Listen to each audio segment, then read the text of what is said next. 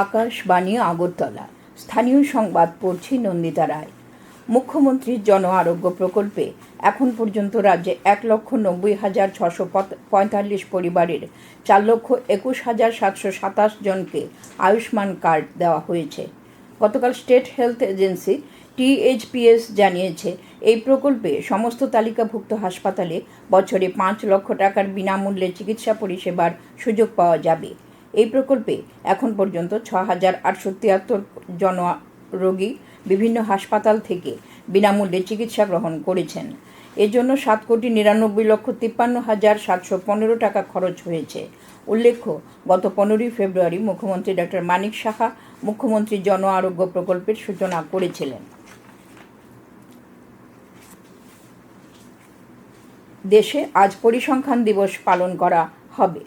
মূল অনুষ্ঠানটি নয়াদিল্লির ক্যান্টনমেন্টের মানেকশ সেন্টারে আয়োজিত হচ্ছে।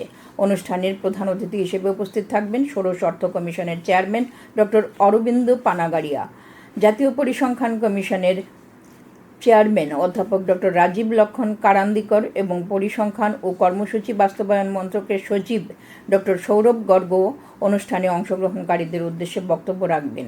এছাড়াও পদস্থ আধিকারিক, বিশ্বব্যাংকের মতো আন্তর্জাতিক সংস্থার প্রতিনিধি এবং অন্যান্যরাও এই অনুষ্ঠানে অংশ নেবেন।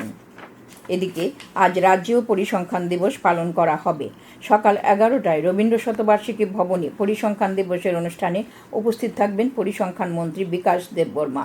উল্লেখ্য, পরিসংখ্যান ও অর্থনৈতিক পরিকল্পনার ক্ষেত্রে অধ্যাপক প্রয়াত প্রশান্ত চন্দ্র মহালনবিশের উল্লেখযোগ্য অবদানের স্বীকৃতি স্বরূপ তাঁর জন্মবার্ষিকীকে পরিসংখ্যান দিবস হিসেবে পালন করা হয়।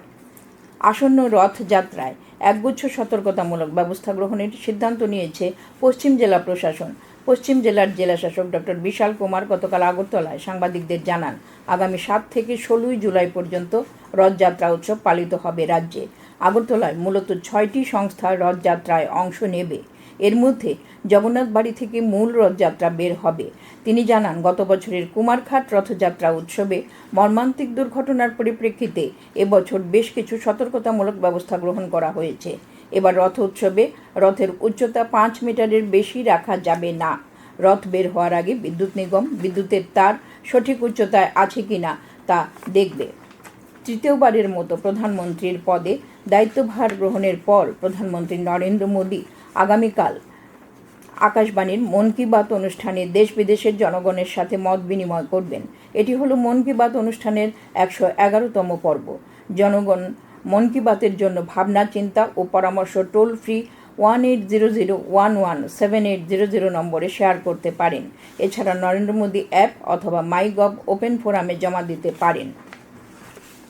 উত্তর জেলায় বেটি বাঁচাও বেটি পড়াও প্রকল্পে অনলাইন স্মার্ট ক্লাস বিদ্যাপন গতকাল থেকে চালু করা হয়েছে। উত্তর ত্রিপুরা জেলা প্রশাসন ও শিক্ষা দপ্তরের যৌথ উদ্যোগে নবম থেকে দ্বাদশ শ্রেণীর ছাত্রীদের জন্য এই অনলাইন ক্লাস চালু করা হয়। জেলাশাসক দেবপ্রিয় বর্ধন এই স্মার্ট ক্লাসের উদ্বোধন করেন।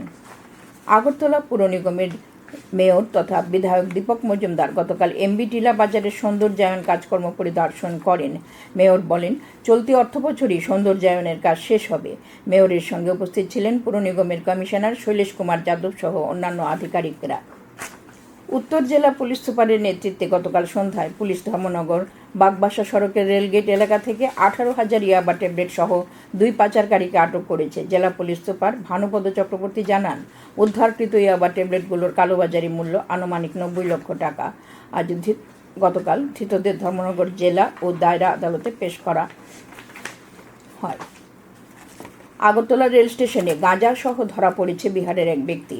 আগরতলা জিআরপি ও আরপিএফ থানার যৌথ অভিযানে গতকাল সন্ধ্যায় ধৃত ব্যক্তির কাছে 22 কিলো গাঁজা উদ্ধার করা হয়। আগরতলা জিআরপি থানার ওসি তাপস দাস আজ জানিয়েছেন, অভিযুক্ত ব্যক্তির বিরুদ্ধে NDPS আইনে মামলা নেওয়া হয়েছে। তাকে আজ আদালতে হাজির করা হবে।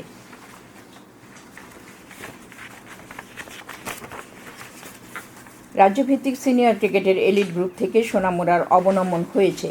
গতকাল ধর্মনগরে অবনমনের গুরুত্বপূর্ণ ম্যাচে কৈলাসহর 10 রানে সোনামুড়াকে পরাজিত করে। এদিকে সিনিয়র প্লেট গ্রুপের ফাইনাল ম্যাচটি আজ পরিত্যক্ত হয়। তেলিয়ামুড়া ও আমবাসার মধ্যে মেলাঘরে এই ম্যাচটি আগামীকাল হবে। আবহাওয়ার খবর।